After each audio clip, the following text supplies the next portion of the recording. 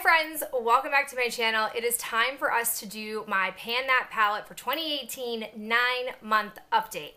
It is bananas that we are not only 9 months into the year, but I'm getting married in about 6 days, which is pretty stinking fantastic, but you didn't come here for that. So I'm gonna go ahead and show you what my palette looked like after 8 months of usage.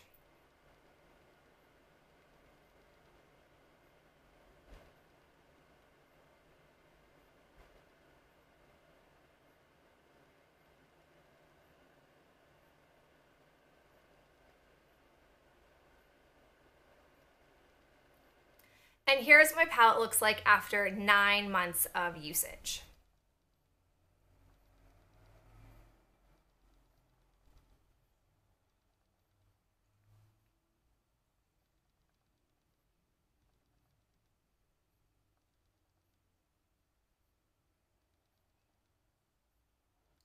Okay, so first off, let's talk about just like some general things that are a little different. It was requested that I black out the pans that I took out of my palette. So I went ahead and did that. And then I also did X's over ones that I have actually hit pan on. That way there would be less confusion about like what is happening in this palette since there's so much to look at. So hopefully it is a bit easier for you guys to see. Sorry, it took me like 8 months to get my act together. But now let's talk about the progress. As you guys can see, I have finished sand, leaving me with essentially like 2 lid colors in here. I have blush, which I really didn't touch at all last month, and opal, which I did touch a little bit, but I'm finding that opal, I don't dislike it, but opal is a really like white gold, like a very pale white gold on my lid. So I'm trying to figure out like the best crease shades to couple up with it. And in the meantime, I was just doing a lot of like comfort, just using sand up. It didn't take me long to use sand at all. I've also hit pan on fawn. What I was doing a lot with fawn is I was using it as a transition shade, sepia, to just darken the outer corner a little bit, or I was using it as an overall crease shade. So there is a good dip happening in sepia, but I was surprised to hit pan so quickly on fawn. This is a really powdery shade and it takes kind of a lot to work it up. I definitely think that if it were a darker color, I probably would just get rid of it because it's a lot of maintenance. It's not super easy to blend, unlike a lot of the other mattes in here that are pretty easy to play with. I also was using sienna quite a bit. I was really working on creating a dip more up in here. And even though I don't think you can see it very well, I assure you, there is a dip happening. I also used brown a couple of days, but didn't do anything super substantial with it. One thing I thought about doing, but didn't really ever explore it, was trying to use copper as a lid shade. I feel like when I look at it, for some people, it would be a nice lid shade, but I feel like for me, it might just be a little bit too dark, and I tend to really prefer a lighter lid color for me.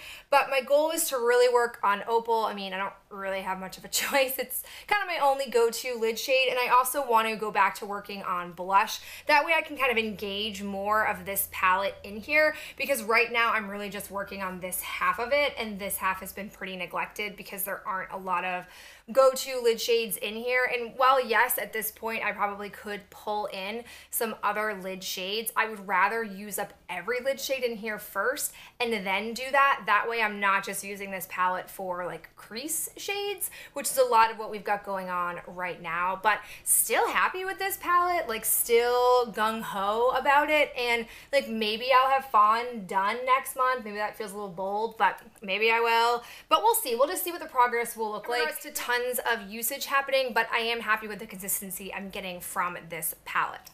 I also wanted to update you on the cream color, which I've pulled from my Too Faced Mad Eyes palette. This is gonna look kind of embarrassing and sad, but I feel like you won't be able to see any progress on here. I assure you there's like the slightest dip happening in here, but these are really packed in.